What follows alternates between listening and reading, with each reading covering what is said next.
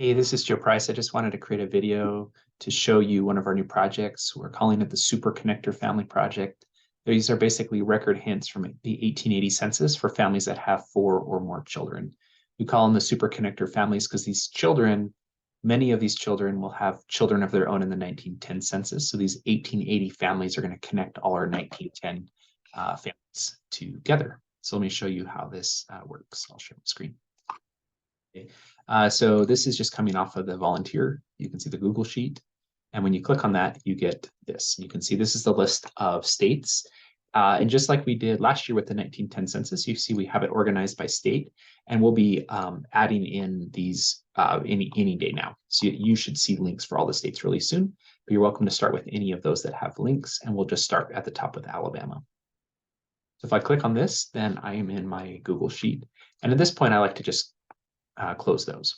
Okay, and again, just put in our name to check out some. Here I am. And so here I am in SourceLinker. And notice I have Goldie May open on the right, and you can use that if you want. Let's take a look at the details. So you can see actually that we have an exact county match. They were living in Madison, Alabama in 1900, and that's exactly where they were living in 1880. You see the parents' names match up, and so do the states. And we have actually a difference. We have 3 different states here: North Carolina, Virginia, Alabama. Those are really strong clues. You can see Amanda's off by 4 years, but that's very common. So this is a fantastic match. And if you look, we're going to be able to add 1, 2, 3, 4, 5 new people. Now, the main thing to watch for is as you're adding these additional people, sometimes a possible match will pop up, and you'll want to look at those carefully and see if and you can see why I like using Goldie May. It kind of helps a lot, especially with these big families where we have to attach a lot of sources. Each source could be 3 button clicks. And so by letting Goldie May do that for me, that's kind of just really a nice. Okay, so at this point, sometimes you'll see possible duplicates over here. You might see if you're related. The one other thing I really like to do is just look at one of the heads of household and look at descendancy view. And notice here I'm getting some possible hints. And so feel free to work through some of these hints if you'd like. Sometimes they might help you find additional family members. So you can see here, this is almost certainly our, see that. Looks like they might have had one other child. Sense in the context. Yeah, so the mom, now it's interesting that you can see that before her birth year was off by 4, this time it's off by 9. But again, we're still living in the same county. And my guess is actually that Peter is a child that we got that had left the home by the 1880 census. He would have been 21. So that seems about right. And so then we will attach this.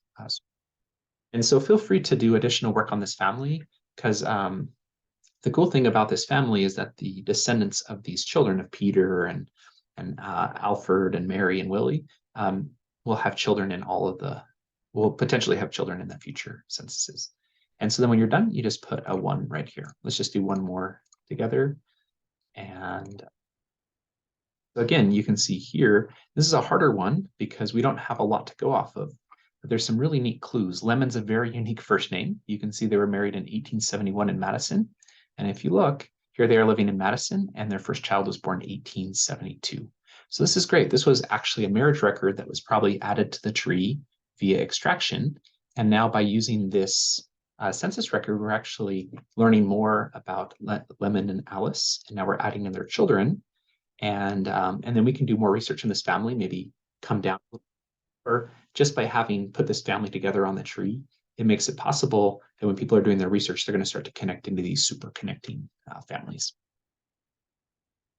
And again, when I'm done, I just put a 1 right here. Okay. So thanks for helping with this project. I hope you find it as meaningful as I have as well working on this. I really like working with these super connecting families. There's just something neat about seeing that the whole family there in one of the census years and then kind of seeing where all the children end up and using those children to connect together all the generations that follow in the 1910 census and then the 1940 and 1950. In fact, it's kind of mind-blowing to think about how many descendants some of these 1880 families can have and how many people you could help today to find their family by working on this 1880 project. So thanks for all your help, and we hope you have a great experience.